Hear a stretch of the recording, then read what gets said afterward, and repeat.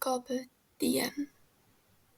A Jegulus Podfic written by Els31 and read by Heo Stories. Chapter 4. Lady Gaga's Fan Club. Summary. Remus comes to the hospital for a checkup and James accompanies him purely for moral support, not to also gag at the pretty doctor. Then the hospital crew go for a standard night out. Notes, warnings, talk of a chronically sick character.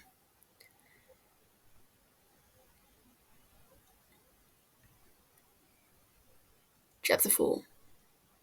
James. Despite spending 4 years in Yorkshire, London hasn't changed for James. The atmosphere of the busy capital city makes him feel alive, igniting a spark inside him that makes him feel like he's a child again.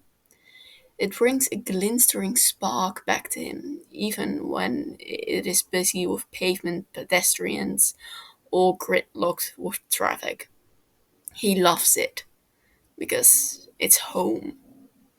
Growing up, James couldn't imagine a world outside of London. He had everything he needed here: his parents, his friends, his life. Visiting his grandparents in the Scotland Potter Manor felt like a holiday across the ocean, but never once did he feel sad about going home. James knows he's incredibly lucky. He has both his parents, who are healthy and loving and kind. He has his best friends, one of which he's lived with since they were both 16. He's never been gravely sick, and the only time he's been in a hospital as a patient was when he broke his arm falling out of a tree when he was 8 years old, because he wanted to see if he could fly. He's lucky, and he knows it, which is why he tries to do all the good in the world to make other people feel lucky too. And sometimes buying people food and drink is the easiest way to do it. Which is why he's currently sitting on Remus's sofa, munching through a full bag of fresh pastries and drinking 2 steaming hot gourmet-made caramel lattes from Peter's mom's bakery. All the Marauders have keys to each other's flats. It started when Remus and Sirius gave each other keys when they first got their own flats, despite dating since they were 15. Since James has been in Yorkshire, he's moved back in with Sirius as they lived together before he left. Upon hearing of the couple exchanging keys as a joke, James and Peter gave each other keys to their apartments, though Peter realized that meant him and Remus couldn't hang out easily when Sirius and James were having infamous Potter family days. So then they were all exchanging keys with the promise that no one turned up unannounced unless they were accepting of the potential of walking into Remus and Sirius christening their furniture. The rule came in place after Peter made the grave mistake. If you could be any pastry, what pastry would you be? Remus looked at him. A beat passes. What? You heard me, James shrugs, motioning to his half-eaten almond croissant. What pastry would you be if you could be any pastry? Remus stares at him for another moment. James stares back at him with full seriousness. Croissant, he says. James scoffs, rolling his eyes. Knew you'd say that. What? Remus blanches, tone offended. What's that supposed to mean? Croissants are classic, timeless. They are simple but effective. They are boring, James replies seriously. Why don't you want to be an eclair or a pain out chocolate? Because I like croissants. Plain butter ones or almond? Remus hums.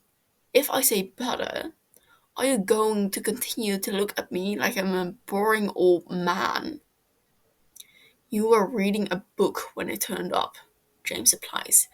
It's midday on a Wednesday. You were spending your free time reading a book.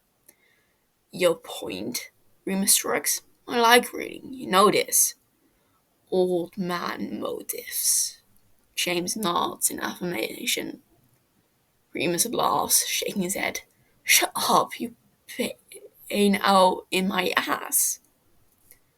James gasps, clutching his chest. You wound me, Mooney. It's not like I could do any a lot with my day anyways. Remus shrugs. I was waiting for you to turn up to feed me before I go to the hospital. You're going to the hospital? James asks, heart picking up. Yeah. Remus nods and absent-mindedly picks apart his croissant. Doctors have been messing about with my meds and I'm due a proper checkup anyway, so I booked an appointment at the hospital instead of the GP because they're normally more efficient with this kind of stuff. James met Remus on the first day of school when they were 11. The largest and oldest private school in London. Hogwarts was one of James's favorite places when he was growing up. It was there that he met his three best friends and made some of his best memories. He met Remus first, even if it was only by a few minutes before a tiny, chubby-cheeked Peter stumbled through the classroom door with so much excitement he practically landed in James's lap. For Peter, it had just been the two of them in the classroom at first, both having turned up early. Remus was shy, ducking his head as soon as James walked in, but James didn't give him a chance to shy away, instantly introducing himself and cracking a joke about how Remus's tie was done so much better than his. Then Peter came barreling through, and then minutes later came Sirius. They'd all sat there talking for 20 minutes before Remus pointed out classes had started and not all the students or teacher had turned up. Turns out they'd been in the wrong classroom and arrived half an hour late to the first ever lesson by the time they eventually found out where they were meant to be. It kind of sealed the friendship though, and James had certainly never looked back since. Can I come? James blurts suddenly. Remus looks up in surprise. You want to come to the hospital with me? Yes. Remus narrows his eyes. You're not going to spend the whole time annoying your mum, are you? It's her workplace, mate. She's going to be busy and I'm not going to see my mum. James rolls his eyes. I see her plenty, plus she's not even working today. Then why do you want to come? Because there's a cute doctor there. I've been bringing coffee and sandwiches for the last 2 weeks. James thinks. He can't say that though, because that's not the whole reason. He's going for Mooney too. Support? Remus raised a single eyebrow. And the real reason? That's it. James laughs nervously. Support, being a good friend and all that. You want to flirt with a nurse there, don't you? James scoffs, automatically correcting. They're not a nurse. Remus's cackle is so loud, James opens his eyes in annoyance and mild defeat. You're unbelievable. Remus laughs, shaking his head. So much for going to be supportive, huh? Leave me alone. James grumbles, cheeks burning. He smiles suddenly, tilting his head in what he hopes is his best pleading expression. So, I can come? If you really want to sit in a boring hospital for hours with me while they take blood and send me off with a shiny new prescription back, then sure. Remus smirks, shrugging. You're loss of a decent afternoon, Prongs. James grins, giddy. Great, what time? 1 o'clock. Remus replies. He glances at the clock. You've Go on now to choose an appropriate outfit and fix your hair to impress your crush. It's not a crush. Sure. Remus smirks again. Who's the poor doctor you're going to subject to your awful flirting today? I will not be flirting. Then why are you coming? To get to know them, James shrugs, and admire their intelligence and beauty from afar. That sounds very creepy. Shut up, James grumbles. Not all of us can live happily ever after with their high school sweetheart. Remus replies, smiles smugly, eating the last of his croissant. James has spent plenty of time on neurology ward in the London hospital.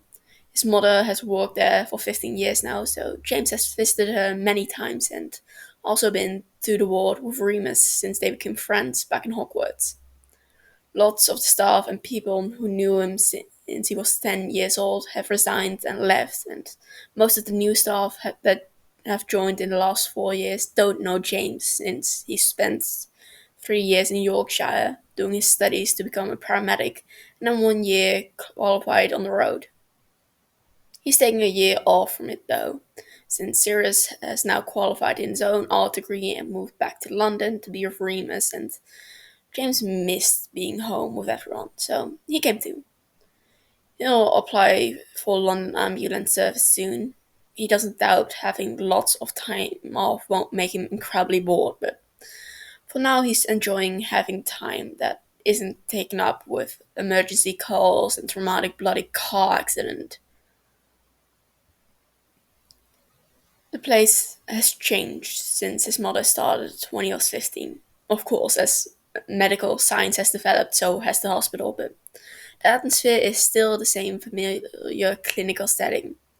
The nurse leads him and Remus to their bed on the ward, closing the curtains behind her with a gentle smile after letting them know the doctor will be in soon. Remus ditches his jacket and situates himself stretched out on the bed, so James takes a chair next to him. Did you ever wonder what the person in bed before you was like? James asks. Remus cringes, face scrunching up. No, Prongs, I do not, and please don't either. I was just saying, James shrugs. I know they clean the beds and all, but imagine if someone who laid in this bed right before we came in was like covered in. Stop, please. Remus sighs, eyes pinched shut. If you're going to be this annoying, I will get security to kick you out. James pouts. Sorry, Mooney. You nervous? I almost hate checkups. Remus murmurs, head falling back against the bed. They're never bad, just not fun. Suppose being in hospital is never fun though, is it? At least they're not making you wear a hospital gown, James replies. They will if they want to give me a scan. James's phone buzzes and he smiles when he reads the message. Peter sends his luck, he says. His mom sends hugs and love to you too. Not so soppy, those pettigrews. Remus smiles softly. Then I'm fine. Already am, James replies, and of course you're fine, you're with me. Remus hums, shifting on the bed. The sheets shuffle underneath him. James is dashing another text to Sirius, who's messaged him to double check Remus is as fine as he says he is, when he hears the sound of the curtain moving. Oh, afternoon, Remus, agreed. Just a checkup today? Yes, Remus nods. James looks up then, eyes zeroing in on the familiar emerald shrubs and dark head of hair. Hi, Dr. Black! James cheers, warmth pulling in his stomach when he realizes who is standing at the end of the bed. The doctor looks up from where he was looking at the file in his hands, eyes piercing and sharp and directly at James. It's the kind of gaze that, if James wasn't taken already with the man, you'd probably find incredibly rude. Hi, how are you? James beams, and he knows he's grinning like a Cheshire cat at the moment, but he can't help it. His heart feels like the sun in his chest, warm and large and glowing. The doctor's eyes drift to Remus. A friend of yours? I'm afraid so. Remus smiles sheepishly. He came today for moral support. The doctor hums dull and bored and looks down at the chart again. James stares at the way his brown, almost black curls fall in his eyes slightly, framing his face like a gentle dark halo. It's hypnotic, the way that his dark green shrubs stand stark against the white long sleeve he's wearing underneath them. It makes his skin look pale, and even under the harsh clinical lights, he's barely a shade above being washed out, yet he still looks radiant. It's like staring at a watercolor of dark with white light. His black hair and forest shrubs harsh against his milky skin. Anything happened to leading to you having a checkup today, or did you just fancy coming in and having some blood taken? Dr. Black asks, and as he looks up, he flicks his head subtly, so the curls bounce back. James feels his stomach swoop. Remus rubs the back of his neck. I've had a few seizures since they changed my meds. The doctor said I probably needed a reassessment, but they couldn't see me for at least a few weeks. The doctor nods, expression unchanging. Okay, I'll come take your numbers in a minute and order some blood. It might lead to having some scans today if your blood shows up fine and we need to investigate further. Do you mind me asking why they changed your meds? I got a rash on my legs. How long ago was this? About 4 months. Remus replies. They changed it straight away and I waited 3 months to see if the meds would work, but I still seem to be having seizures more than normal. The doctor nods again, jotting down something on the chart quickly. James wants to reach out and pull gently on his hair. It looks darn so soft. How can someone's hair look that soft? He wants to ask what this man uses as his conditioner. He almost does, except the man speaks again, and if James was standing, he'd go weak at the knees. Sounds like they've done the right thing so far. He closes the folder and tucks it under his arm, swiftly tucking his pen into his breast pocket. It might be that you're on the wrong medicine, or it could just be the wrong dose. Remus smiles. Thanks, Doc. The doctor leaves as quickly as he came, not sparing a glance to James as he moves with the gracefulness of a ballerina, but the confidence of a runway model. James sighs dreamily, looking at Remus. Isn't he lovely? Remus just stares at him. That's your crush? What? James reels back, gaping. What's wrong with him? I mean, Remus shrugs, staring at the space where the doctor stood for 5 minutes. He's fit and all, I agree, but he's quite mean. Is he a regular doctor? Yeah, Remus nods. Or at least he has been for a year or so. But you always say your doc is the best, James yelps.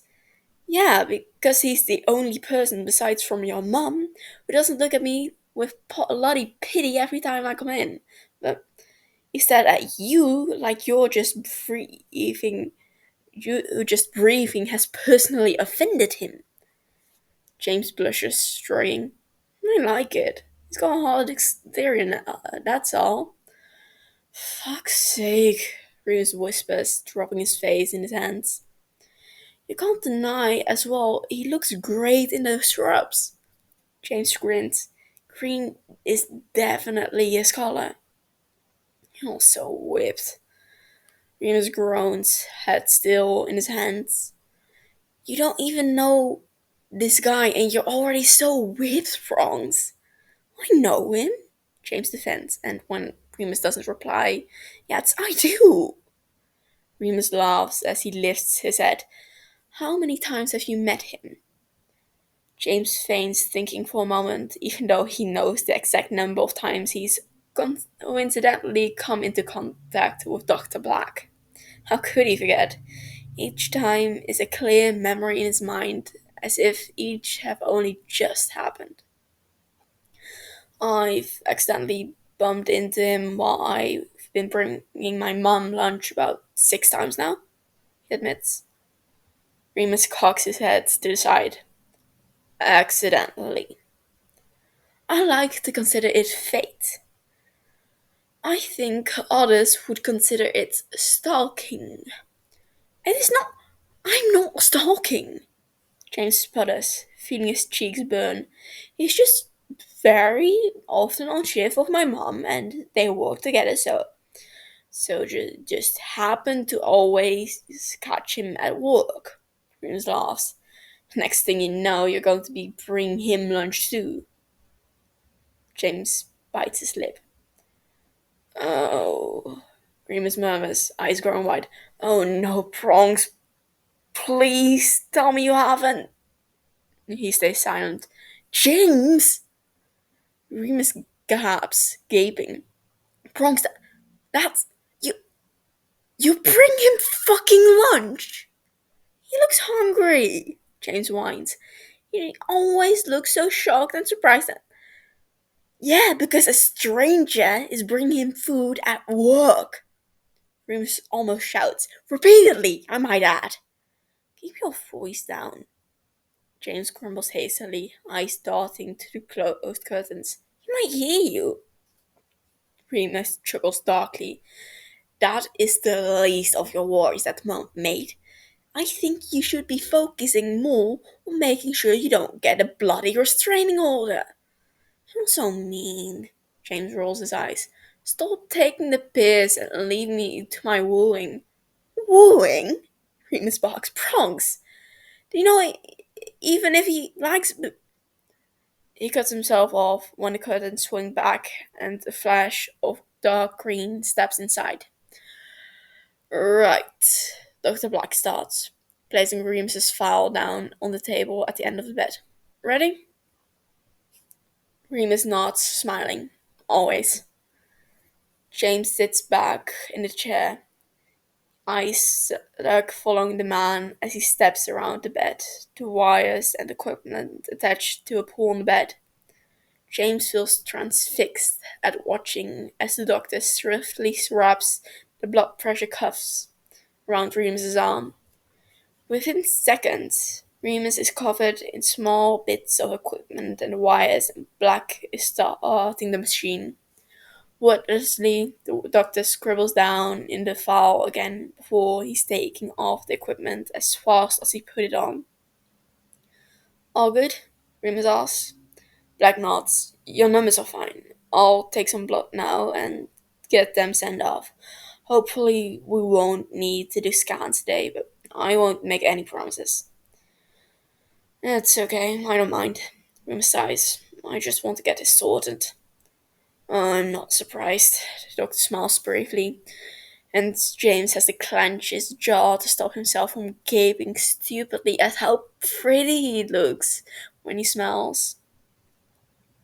Dr. Black disappears out of the curtain for a moment, and James glares at Remus as he looks at him smugly. Enjoying yourself? Remus asks. Bugger off, Mooney, James snaps, but it's without heat because he is, in fact, having a very lovely time. The curtain sweeps open again. Dr. Black places a handful of individually wrapped bits on the table before he peels on some blue gloves. James does not stare. He doesn't. He's just curious at the man's lovely hands. I finished reading that book you recommend, by the way, Remus says. Before the coffee gets cold, Black asks, and when Remus nods, he adds, Enjoy it?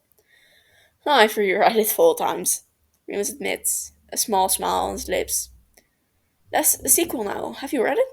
I haven't. Dr. Black says as he comes to stand by the bed. You'll have to read it and let me know if it's any good. Might have to be the next checkup if these meds work. Remus replies. It'll be worth the wait, I'm sure. Right, you know the drill with this, Black says, unwrapping some bits. He arranges Remus's arm palm up as he tightly wraps a rubber single-use tourniquet around above his elbow.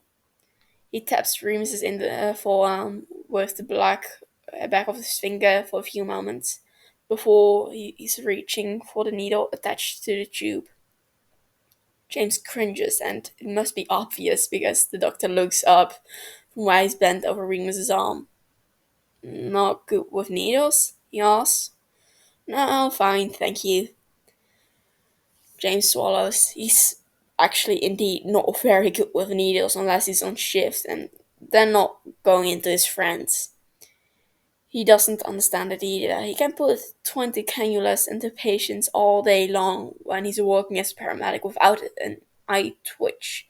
But it's like something switches in his brain when he's not on shift, and suddenly all he can vision in is the sight of the needle going into his friend's veins. You can leave, Bronx, Loomis offers gently. I'll be fine, James smiles. I'll be over it in a second. I just won't look. If you faint on the floor, be reassured I will do nothing to help you stand back up. That's not very doctory of you. My duty and care doesn't stretch to those who can't comprehend correct English language. You're lovely, you know that? You're annoying, the doctor replies. No, shut up. Remus laughs loudly and James pouts. That's rude. Shut up. The doctor meets his eyes. Please? James smiles. Perfect. See? Lovely. Dr. Blair stares at him for a moment longer, expression bored and exasperated. He looks at Remus and says, Sharp scratch. James watches, mostly because he's suddenly hypnotized by the doctor's bony, delicate hands hidden behind the vibrant blue latex gloves. He forgets to look away, transfixed, and Black does the process so quickly, he almost impossibly well, and James feels like he's barely blinked before suddenly Mooney's blood is rushing into a tiny vial.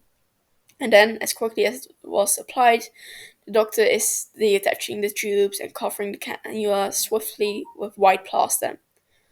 All done. James beams, smiling at the doctor as the other man writes on the labels of the tubes. Dr. Black rolls his eyes at James and then looks at Remus again, who now has a cannula taped and stuck down in his forearms. You're very good at that, James says. You must put anesthetists to shame. The doctor hums as he strips his gloves and tosses them in the waste bin. This shouldn't take long, he says to Remus. I'll let you know as soon as they come back. Thank you, Remus replies, and then the pretty doctor, is gone again. James looks at Remus, mouth open in surprise.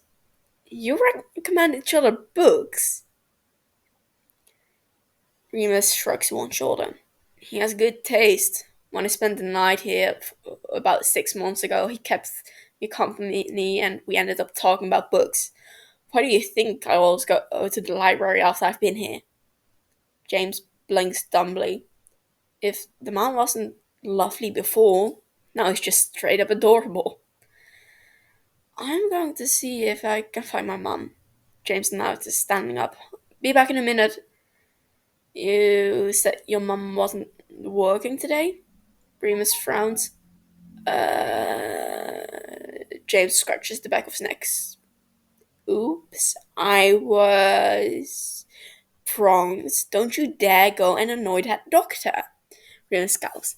The poor man is at work. Leave him be and admire from afar. I'm not going to annoy him. James scoffs, offended that Mooney thinks he'll be annoying. He's never annoying, he's lovely. And so is Dr. Black. I promise. James, Remus warns, shifting on the bed as if he's a moment away from leaping up and tackling James down to stop him. Prongs, I mean it.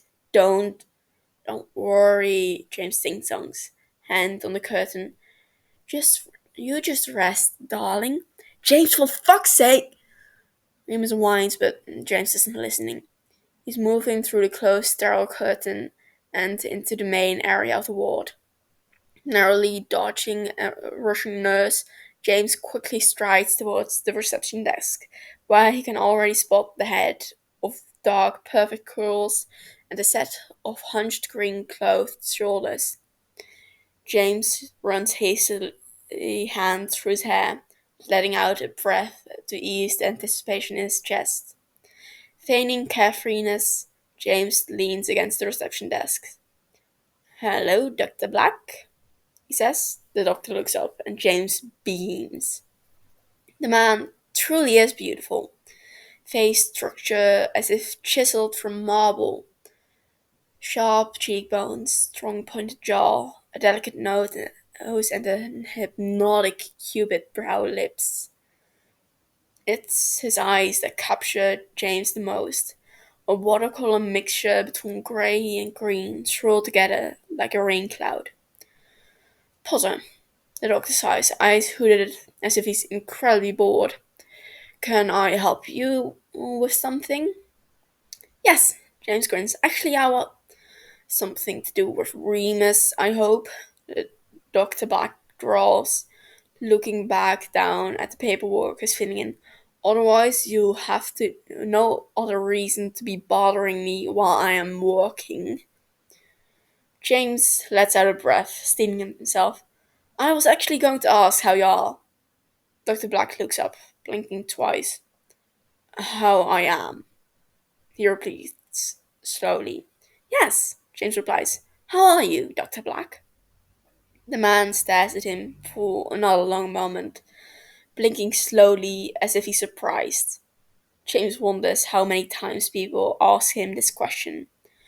"Well, you see," the doctor replies, smiling tightly, "I'm on the last shift of four. I'm running on at most possible 4 hours of sleep, and I still have another 6 hours of my shift left. One of the nurses stole my latte. I'm behind on paperwork because of trauma case before you and your friends came in. Two people have phoned in sick today, so we're understaffed, and the chief of on shifts replacing your mum just got dragged down to emergency to cover them, so I'm covering the ward up here. Oh, and I have an insolent man-child pestering me at my desk instead of staying with his sick friend." James stands in surprise. "Do you want me to go get you a latte?" Dr. Black groans, dropping his head in his hand. "No, that..." He breaks off with a sigh, not lifting his head. "Is that really all you came from that whole thing?" "I think that's the most words I've ever heard you say at once." James chuckles. "Please go annoy someone else." "That's it. I'm getting you a latte." James nods, pushing off the desk. "I'll be back at 5. Do you like any shots in it?" "Vodka."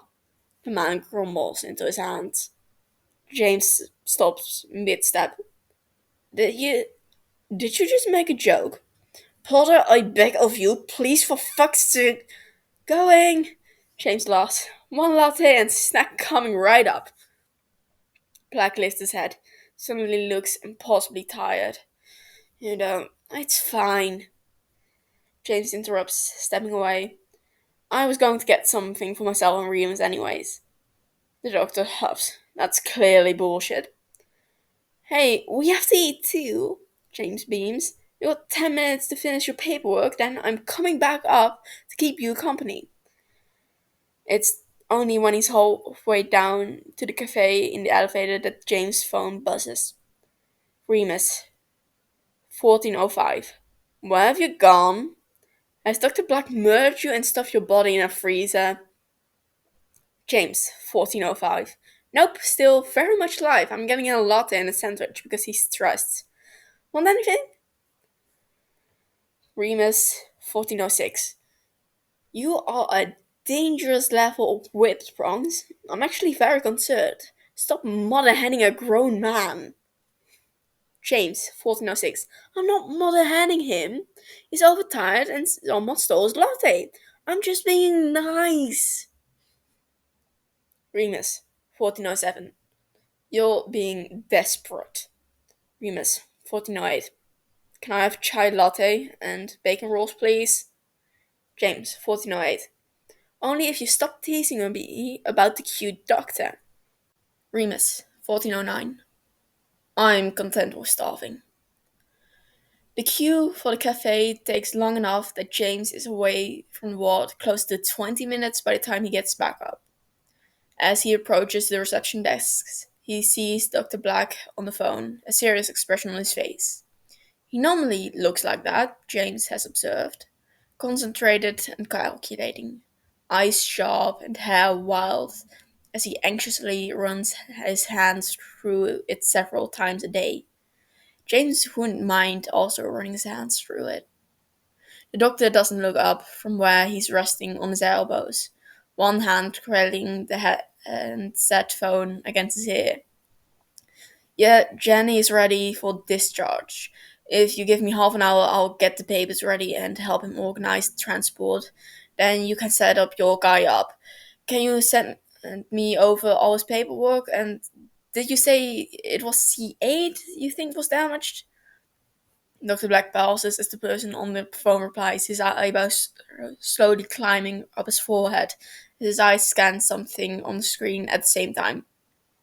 Yeah, they can't just get him through now. It looked like the man squashed it in a fucking clamp. I've never seen one that badly shattered. What did you say he did again? The doctor scoffs. Fucking idiot. Another reason to forever put me off mountain biking. Okay, I'll just start Jennings now and let you know when he can come up. Thank you. Dr. Black puts the phone down before swiftly typing something on the computer. Behind him, the printer rolls into life. Working hard as ever, I see. James smiles. Dr. Black looks unimpressed. He barely has time to acknowledge James before a nurse is coming up beside him and looking at Black. You page, Doc? Go on your break, Alex. We got a C8 trauma coming up in half an hour, and I've got a wonderful feeling he's going to need surgery, Brunette says. So go eat something and recaffeinate yourself before it's going to be all hands on deck as well, 3 men down. The nurse, Alex, nods. Go up, boss. Hello, James. Oh, hello. James smiles when she's walked off. He looks back at Dr. Black. How does she know my name? You have come here in, in here 6 times in the last 2 weeks, the doctor replies as he snatches the paper that just came out of the printer. People are starting to recognize you. Oh, James murmurs. That's nice of them. It's not a compliment. Your mother had to explain to a couple of staff the other day that who you were so they didn't get suspicious that you're from psychiatrics who keeps getting lost. Does that happen often? More than it should, the doctor sighs tiredly. Under the fluorescent lights of the ward, his eyes look bruised. Purple half moons frame the underneath as physical signs of exhaustion.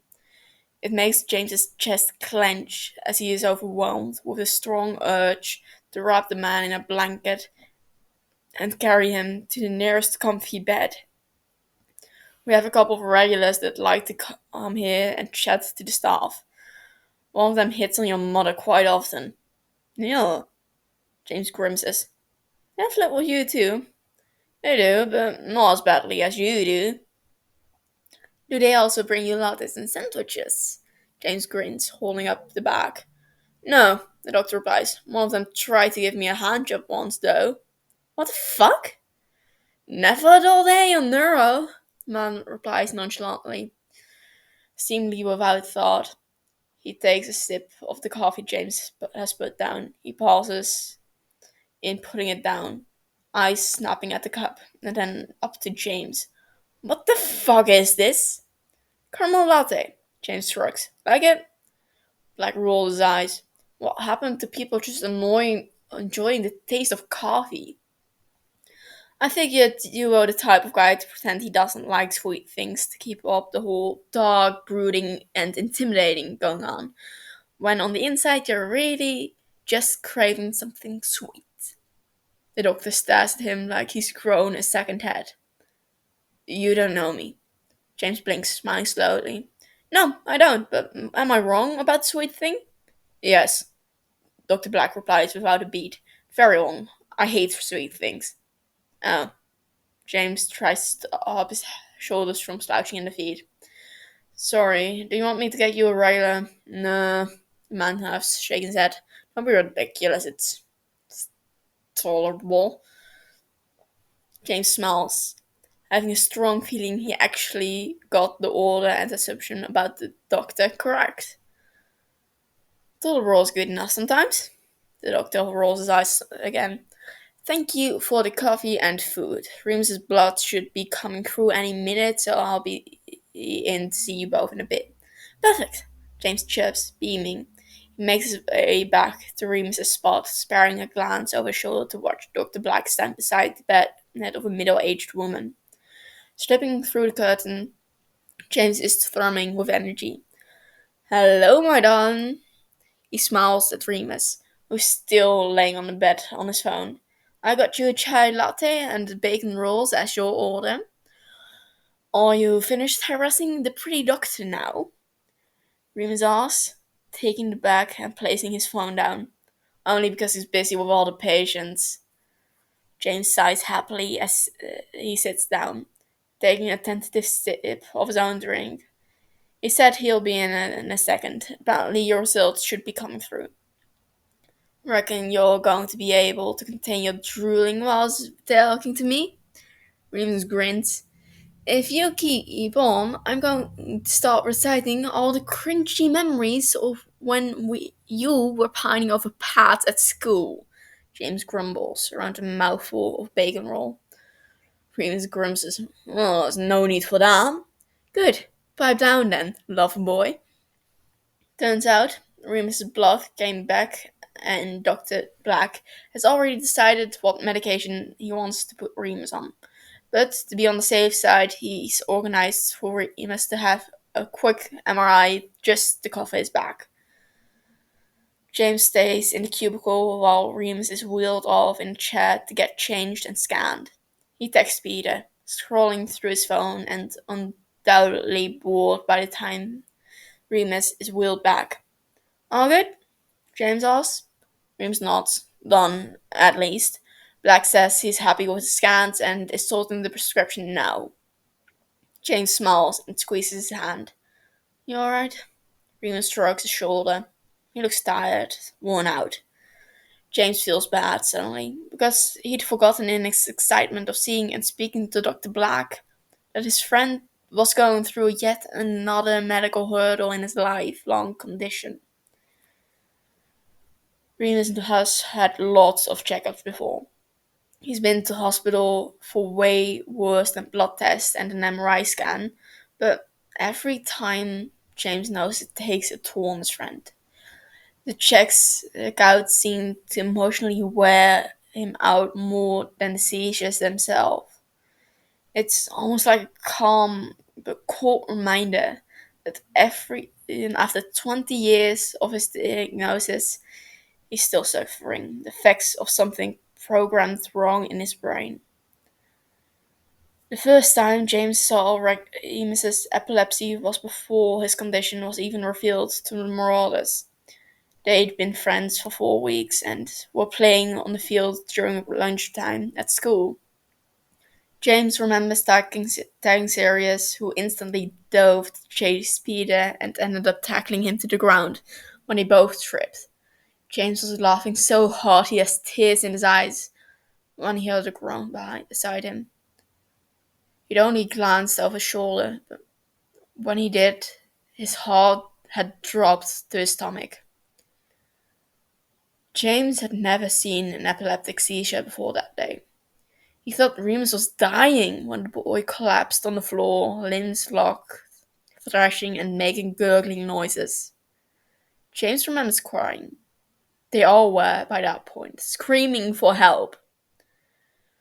The teacher had backed them off as soon as they'd arrived, crowding around Remus. When the movement stopped, one of the teachers scooped Remus up and took the rest of the boys into a classroom to explain Remus was sick, that he had an illness that caused him to frequently have seizures, and that's what they witnessed on the school field. Remus was taken home after that, absent for the rest of the school day. James grilled his mother with questions that evening, scared for his friend. James will never forget the sadness in Remus's eyes 2 days later at school, when he told the three of them they didn't need to be his friends with someone like him if they didn't want to. Of course, they'd all disagreed instantly, shutting down the idea because why wouldn't they still want to be friends? It didn't change that Mooney they already knew and laughed. Remus had cried, and then they all cried, bawling their eyes out before classes had even started. When James started studying to be a paramedic, he took great interest in seizures and epilepsy. He already knew a considerable amount with having a best friend who suffered with it, and he's always made it a personal mission of his to take extra compassionate care when looking after those they got to who have had a seizure. Remus's epilepsy is still hard, and James will never get used to seeing Remus like it, but it got easier to manage. They know what to do now, and they've seen them enough to know what the do's and do nots during and after a seizure. They know Remus's quirks and medications for when things go south and when it's time to panic or not. It's still hard and will never be easy, but James and the others never make Remus feel like a burden for it. He's their Mooney after all. Is Pat working this afternoon? James asks. Remus nods. He said he's going to try and get out early, but you know how it is. Whenever he wants to get out early, something always happens that leads him to working late. He's really busy with clients at the moment. Clearly, everyone in London wants to get new tattoos at the moment. He seems to always be drawing designs at the moment. So I can't really be mad. Want to come to mine this afternoon? James asks. We can have a Stephen King marathon and order takeaway. Remus smiles. Thanks, Bronx. The nurse discharges Remus. James has to refrain from asking where Dr. Black is, but he figures the man is tied up with whatever trauma job he was talking about on the phone earlier. When he walks out, he sees the half-eaten sandwich by the desk and the coffee cup that has bold, clear letters written on it saying, Dr. Bees, do not touch. James walks out smiling, warmth blossoming in his chest, even after Remus side-eyes him and says he looks like a maniac. Regulus. There is 1 hour left of Regulus's shift when Barty comes up to the ward. Regulus has just got back from having a 10-minute break when he needed some air after performing a grueling hour's worth of CPR on a 23-year-old with a brain tumor and only had a newly qualified nurse to help. Safe to say, Regulus feels incredibly strung out by the time he shuffles back onto the ward at 5:05 in the evening. The only reason he's grateful he had a 6 o'clock start to the morning is the stomach-warming realization that at 6 o'clock he can rush through his handover and be done with the hospital for the next 4 days. coffee in hand, because the one from James earlier did nothing to help ease the fatigue settling in like a permanent fixture in his bones. Regulus returns to the reception desk to finish the notes was supposed to be taking about the 23-year-old observations when the kid's heart decided it didn't fancy working properly anymore. He sent the nurse home because the poor girl didn't seem to feel any better after the debrief about the situation and insisted on being with Regulus when he gave his condolences to the family, which Regulus did not recommend considering she was so shaken up. After she admitted that that was the first cardiac arrest she'd witnessed, he told her to go home because she wasn't in the right state to stay on the ward anymore. She didn't even try to argue with him, so he's sure in his decision it was the right thing to do, even if it means the now full staff members down. Collapsing down in the chair, Regulus eyes his still half-eaten sandwich on the desk from James earlier.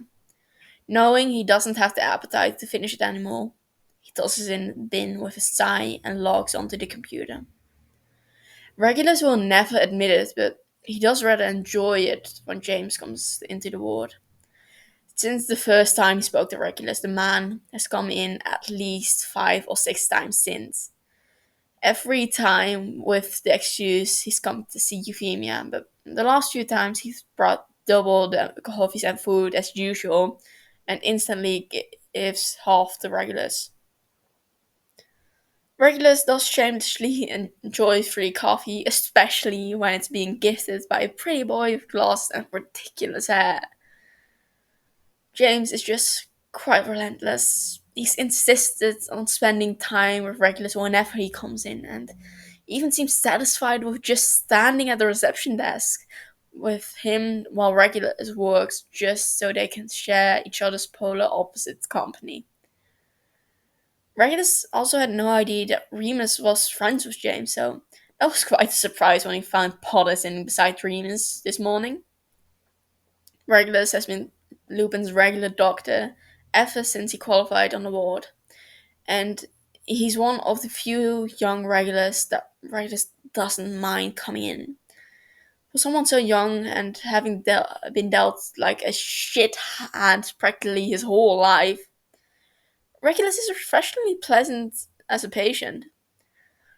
Regulus is very good at not looking and treating people with floods of pity, mostly because he hates it when he gets it himself. So, Remus stayed for an observation night about 6 months ago, and they got to chatting at 3 a.m. about books. The older boy admitting Regulus was his favorite because he was the only one of the doctors he'd ever had that doesn't look at him like he's a fragile flower that deserves a medal just for getting out of bed in the morning. When Regulus had replies of sympathy is not always his forte, Remus had just laughed and said that's what makes him feel like a human instead of a charity case. Daydreaming again, Doctor? Regulus jolts slightly in surprise. He looks up from where his eyes had unfocused on the computer to be greeted with the smug and slap-worthy face of Body. Evening, Bartimius. Regulus sighs. What do I owe the pleasure? You look like crap as always. Body smiles. Rough shift? Isn't always. Regulus rubs his eyes. It actually hasn't been too bad today, just wiped out from being understaffed. Your team up here is shocking, Barty says. Do you ever have a shift fully staffed? Doesn't feel like it anymore, Regulus replies, sipping his drink. What are you doing here anyway? I'm here, my tired little star friend, to tell you you need to drink more coffee because tonight, the man pauses, smile grown, we are going out. Regulus blinks slowly. Out? Out, out! Body cheers. Lick a cauldron, baby! Evan and Pedora are off and have already said yes, so, and I bumped into Dorcas down in emergency, and she said her, Malene, and Marianne too. Regulus groans, dropping his head in his hands. Body. No. Body shakes his head, interrupting him. Nope, nope. Do not try and get out of this black. You need a good night. You need to drink your sorrows away and drown your never-ending misery in martinis. Do not deny yourself of this golden opportunity. Golden opportunity for what? Body grunts dwarfishly, almost crazed. To get rat-assed drunk in a club with your friends and prove to everyone yet again that Regulus Black is the best heavyweight drinker in all of London. I'm not the best heavyweight drinker in all of London, Regulus deadpans. Okay, fine, slight exaggeration. Body rolls his eyes. But you can't drink Dorcas and Malene under the table combined, and that is a massive accomplishment for someone of your dainty size. Regulus glares heatedly at him. I'm not dainty. You, my beautiful friend, are dainty, Body states. But that's okay, because you're going to come out tonight and have fun, and it's going to be worth every second of the hangover tomorrow. And if I say I'm too tired, I'd firstly call you a liar. Body holds a finger up because you don't do too tired for anything. And secondly, I tell you to stop being a boring pussy and come out with your friends. Rayless rolls his eyes. He knows he's not going to get out of this, and despite how tired he is, he does actually rather enjoy going to the league cauldron and getting absolutely slashed with his work colleagues. Fine, his eyes, what time? Everyone is meeting at the leaky cauldron at 9, which means me, Panda, and Evan will be at yours to get ready at 7. Why are you guys getting ready at mine again? Raylis asks. Because you have the nicest apartment, and Evan wants to rate your jewelry for something pretty to wear. But he shrugs nonchalantly. Oh, and Pedora said you need to do her eyeliner. Fine. Raylis grumbles again. You guys can bring food then, because I don't have anything to feed myself, let alone the three of you two. Well, that's hardly a surprise. Body scoffs. You finished at 6 tonight, yeah? Body nods tiredly. Regulus nods tiredly. If all goes smoothly in the next 45 minutes, yes. It does, in fact, go smoothly, and Regulus gets out a few minutes after 6. He drops Body off at his own apartment before heading back to his own. He takes a shower, just standing for a solid 10 minutes on the spray of hot water to try and ease the ache in his muscles from running around the ward on his own on his last shift of 4.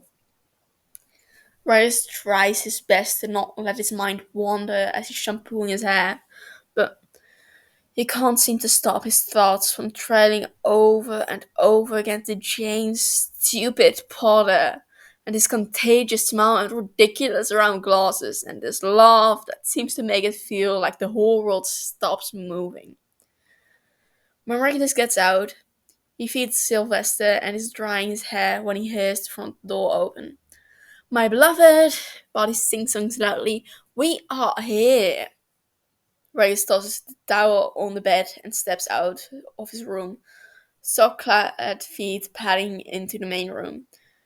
Do you guys ever knock? He asks, leaning against the doorway, arms crossed over his chest. Nope. Evan grins, placing a plastic bag that suspiciously clings when he puts it down on the kitchen counter. His blonde hair is slicked back, as it always is, and he's dressed up in a simple black long sleeve, black jeans, and an obnoxious leather belt that Regulus is sure probably put a hefty dent in one of his paychecks when buying. You should try locking your door sometimes. An unlocked front door does not mean you aren't required to knock. You'd be suspicious if we start knocking, Pandora adds as she skips up to him and places a kiss on his cheek. Hello, darling. You look ravishing even in your pajamas. Bryce hums, eyeing the bag Evan put down. What's in there? Free drinks! Body cheers, throwing his hands up. Like the good old days. We are not 18 anymore, Body. Raise that pants. If we start drinking now, you won't make it past 11. Challenge accepted. Body chuckles as he grabs 4 glasses out of the cupboard. He's wearing his stupid leather jacket again, tossed over the top of a white shirt that is a size too small, so clings to his toned forearm. Panda, go get changed and blow our minds with that stunning choice of outfit tonight. Me and Rosie will get the drinks ready. And me, Rexos, quirking an eyebrow as he eyes bodies over ambitious pouring movements. Get your hands steady so you can do my eye makeup, Pandora answers. Reyes rolls his eyes. You seriously need to learn how to do eyeliner. I don't need to, she shrugs. I've you. Go, Body Box. Get ready, amigos. We have drinks to be drunk. Reyes rolls his eyes again and walks back into his room. He knows Pandora has followed him, even before he hears the door click shut gently behind him. What are you wearing tonight? Pandora asks as she places her bag down on the foot of the bed. Regulus is already in by the wardrobe. Not sure yet. I thought the green shirt and the black trousers, Pandora says as she strips off to her underwear and begins to slip on her dress. Regulus doesn't even bat an eyelid. He's seen Pandora in states of naked and half-dressed a dozen times platonically during their university years, to be not faced by her standing in just pants and a bra a few feet away from him. Tonight isn't special enough for the green shirt, Regulus says. Oh yeah, I forgot. Pandora's tone is teasing. You only wear the green shirt when you want to shag. I do know, Regulus blanches, snatching a navy and white striped shirt out and tossing it on the bed. Don't be ashamed, Pandora laughs. It's true because it works every time. You always pull when wearing that green shirt and you know it. Regulus rolls his eyes, but he can feel the twitching pull at the corner of his lips. It's my version of a little black dress. It does make you look very sexy. Pandora hums approvingly. I like the navy too, though. Regulus settles for buttoning up the shirt low enough so the relaxed collar flashes a generous amount of his collarbones and a pair of black trousers. He slips on a multitude of silver rings on and his silver chain hang around his neck. His hair is almost dry, falling in almost perfect curls around his face. If there's a feature Regulus takes the most pride in, it's definitely his hair. He won't admit he's vain about his curls. He settles with Pandora on the bed once she's finished her face makeup and takes the eyeliner pen from her bag. She stares at him for a moment, a face soft and a small smile on her face. Her hand gently comes up to pluck at a curl, smile growing when it bounces back instantly. It's getting long, she murmurs softly. I reckon if you straighten it, it'll come past your shoulders now. It needs a cut, Regis replies.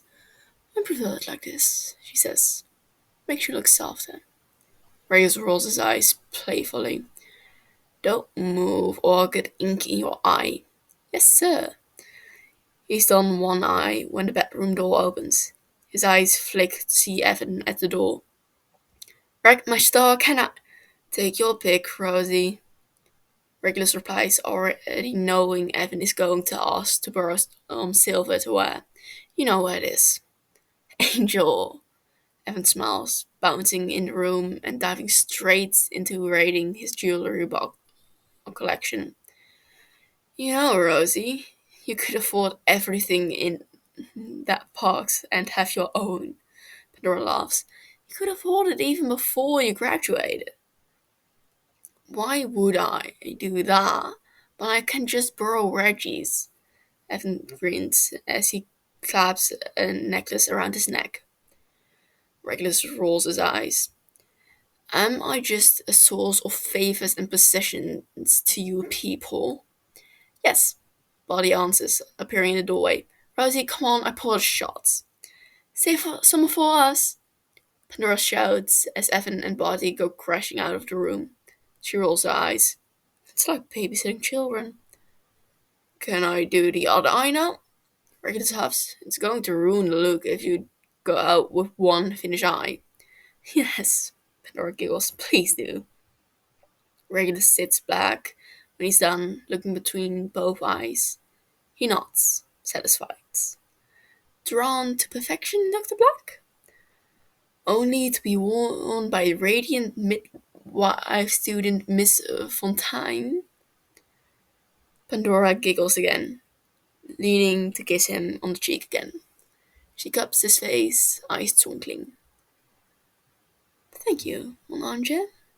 Toujours mon préféré. Regulus winks. You're going to break a heart one day with that French heritage, Pandora says as she climbs off the bed, adjusting their dress. You're just weak for the French language, Regulus replies. Most people are, Pandora retorts. I wish I could understand more of it. You understand the best bits. I understand the pet names more like. I could insult you instead if you'd rather. Nah, save that for Barty and Evan. Pandora winks. It's more fun that way. How they managed to get into the Lady Cauldron is a mystery to Regulus. Pre-drinks, like it always used to be, ended up turning into full-blown drinking that led to Evan smashing a glass on Regulus's kitchen floor and Barty almost falling face first down his flat stairs when they were going down to the taxi. They find Dorcas and Marlene already seated in the booth, faces close and talking in each other's ears. Dorcas notices them first. Hey, you made it! She cheers, sliding away from Marlene and bouncing up. She throws her arms up Body, and they're almost the same height with the scarily high heels she's in. Of course we dare, Body replies. And might I say, you both look ravishing. Of course we do, Crouch. Dorcas smiles, moving past him to give Pandora and Evan kisses on the cheeks. Surprised to see you, she says to Regulus. Crouch managed to convince you to come out after impressively running the bar for 12 hours. You know what he's like, Regulus replies. Don't listen to a word he says, Meadows, Body shouts from where I sat down next to Marlene. He's more than happy to be here to fuel his alcoholic needs. Regulus rolls his eyes. You literally turned up at my apartment. I didn't have much a choice. Bless you, Black. Dorcas laughs, putting an arm around his shoulders. It's alright. You don't look like you've come here out after 4 hospital shifts in a row. You look good enough to eat. Thank you. I'd say the same about you if your heels didn't make you taller than me. It's not my fault. You're only 5'6". 5'7", Regulus corrects hotly. Dorcas ruffles his hair. Still a short ass. Dorcas looks stunning. Regulus won't lie. Not that she doesn't always look fabulous. In a pair of blue jeans and a black strap top that shows more boobs than it hides. Regulus knows she's going to be getting men and women combined coming up to her all night. Where's Mary? Pandora asks. At the bar, Dorcas replies. Good idea, Body says. I'll buy first round. What does everyone want? Gin tonic, Pandora says, sliding in the seat opposite Marlene. Espresso martini, Regulus adds. Body points at Evan. Whatever you get, Evan shrugs. Perfect. 2 beers, 1 G&T, 1 espresso martini, and 8 shots of tequila. Body grins. Evan, come with me and help me carry the beverages. Evan has barely taken a step before Barty grabs his hand and yanks him away into the crowd towards the bar. Regulus slides in next to Pandora as Dorcas returns beside Malene. McKinnon. Regulus nods in greeting. How are we? Fine, thank you, Black. Malene smiles. How are you both? Living the dream. Regulus replies. And do everyone a favor and ask Pandora the question a few drinks in, otherwise all you're going to hear is the ins and outs of the maternity ward for the next hour. Hey! Pandora yelps, smacking him on the arm. Have you forgot what's like being a student? You were just as bad. Have you forgot the number one rule of going out? No hospital talk. And that includes bitching about your mentors and mean patients who didn't approve of a young lady looking at their vaginas. Pandora rolls her eyes. That happened one time. You taught me more about the female anatomy on that one night out than the whole of my educational history has combined. Must have been very informative, considering you posh boy little star over here was homeschooled. Dorcas smirks. Yeah, and Dracula's doesn't need to know about the female anatomy anyway. Malene nods, winking at him. Regulus flashes her a glare. Not helpful, Malls. She flashes a shit-eating grin as she takes a sip of her almost empty drink. Reggie! Someone shouts, and he turns in time to see Mary half running, half walking towards the table. 3 glasses balance on her hands. She places them down before grabbing him roughly by the collar and pulling him up. He laughs as she throws her arms around his neck. Hello, Mary. Lovely to see you too. It is so nice to see you not in shrubs, she says as she pulls back, holding him by the shoulders. I could say the same for you, Regulus replies. Did you see Barty and Evan at the bar? I did indeed. Barty already seemed drunk. I started drinking at 7, Regulus nods. It's a miracle he even got in. You clearly need to catch up with him then. You seem far too sober, she smirks. Good thing I heard him ordering tequila. Regulus grimaces. Yeah, great. Oh, shut up. Mary smacks him on the arm. You love tequila. Regulus rolls his eyes, but doesn't protest because he does, in fact, and incredibly surprisingly, love tequila. Or, at least, he likes it enough because he knows he can drink more of it than Barty and Evan combined, and it's funny every time when they try to outdo him on every single hospital night out. Panda! Mary cheers, stepping around him. She slides next to Pandora, giving her a hug tight enough to make Pandora squeak. Regulus sits down next to Dorcas, who instantly puts her arm around his shoulder, her other one linked with Malene's on her lap. How drunk is she? Regulus asks, hushed. Dorcas juggles into a drink next to him. Quite. We had pre-drinks too, she says. Mary started on shots. Never a good idea for her, but always guarantees it's going to be an amusing night out. We have a mission, by the way, and you're in on it. And what is that? To find Mary a shark tonight. Man or woman, she doesn't mind.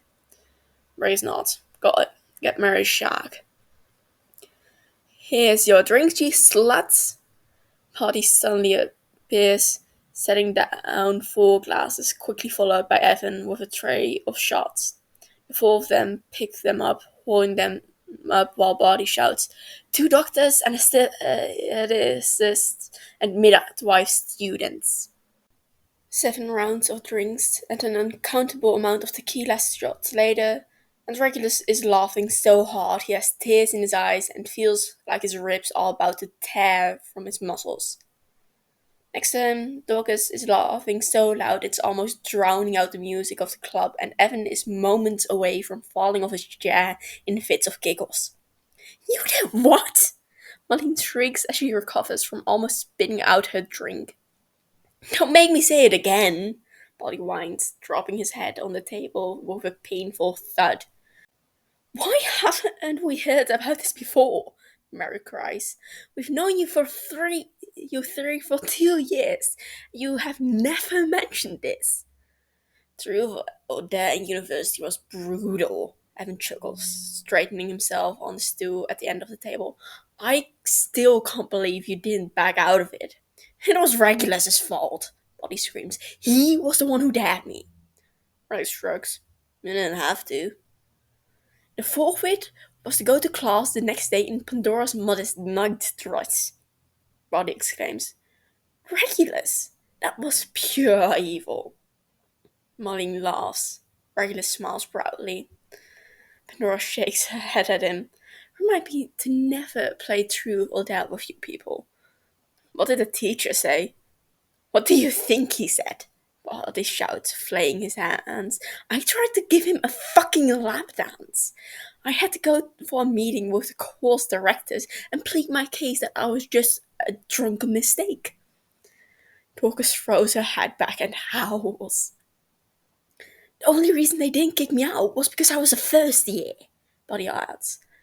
Please tell me you got him back, Mary says, wiping under her eyes to catch the tears before they ruin her makeup. Skinny dip in the campus fountain. Mary's eyes widen as she stares at the table at Regulus.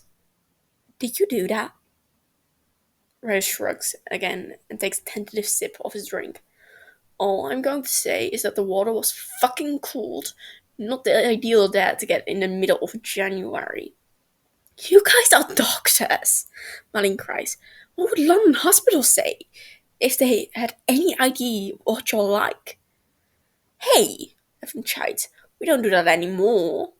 Yeah, Buddy nods, eyes hooked with lack of soberness. We're grown up now, thank you very much.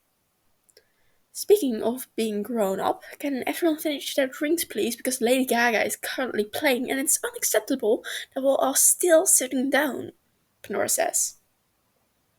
Regulus looks at his mostly full glass of espresso martini and meets Evan's eyes, who also had a full glass of rum and coke. They nod at each other, silently clinking their glasses together before chugging the whole thing. It burns the back of Regulus' throat and he winces as he puts the glass down. He barely has a moment to control the spinning behind his eyes before Dorcas is grabbing him by the arm. He doesn't remember when he ended up sitting in between her and Marlene and yanking him out of his seat. Dorcas practically drags him as she goes running into the crowd with impressive speed in her heels. They're suddenly in the middle of a sea of bodies and humid air surrounding them. Pandora is screaming at the top of her lungs as Mary hugs Regulus from behind, arms loosely slung over shoulders, and all of them singing along to Alejandro. Regulus suddenly feels more drunk, the addictive atmosphere combining with the amount of liquor in his bloodstream. Mindlessly and easily, he sways his hips in time with Mary's, holds his hands clasped with Pandora's as they bellow out with all the power in their lungs. Don't call my name, don't call my name, Alejandro. I'm not your babe, I'm not your babe, Fernando.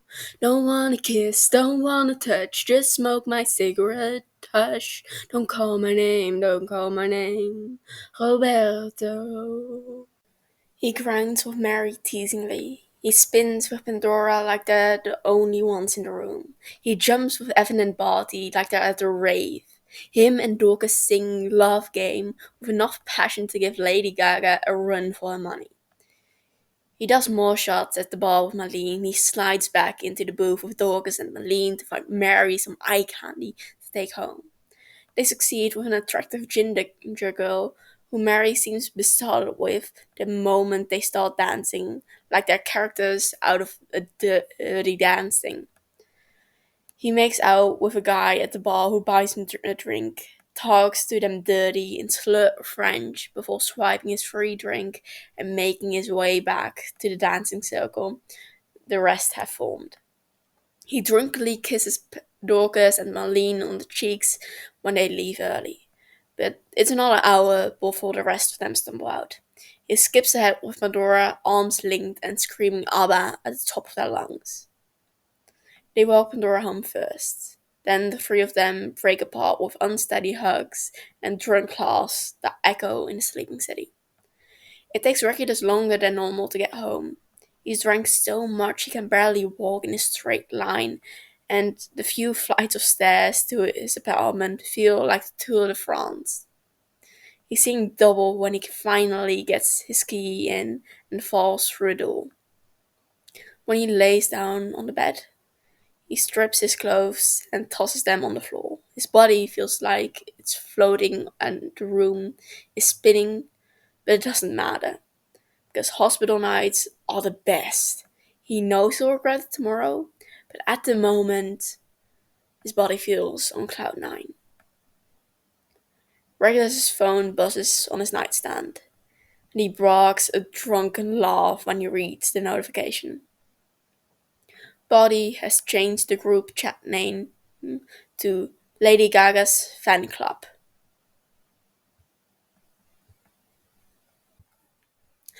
Um, hey, uh, sorry for that awful bit of singing there. Didn't really know what else to do, but well, there's a reason I don't sing that much. Um, Further, I hope you enjoyed this one. Uh, it's fun recording. It's nice how it's like chapters so long, but it isn't really just all the same thing for a whole chapter. It's like multiple things. So hospital scenes mixed with other stuff makes it very enjoyable to read. Um, Further, only 23% of you are subscribed, and at this point, you've listened to 4 hours of my content. So, hey, you probably want to listen to more, and well, maybe subscribe. Um, I hope all of your lives are going good. Uh, Mine is, for once. Not for once, but you know how it is. Um, well, I'll upload next week, probably. Hope you enjoyed.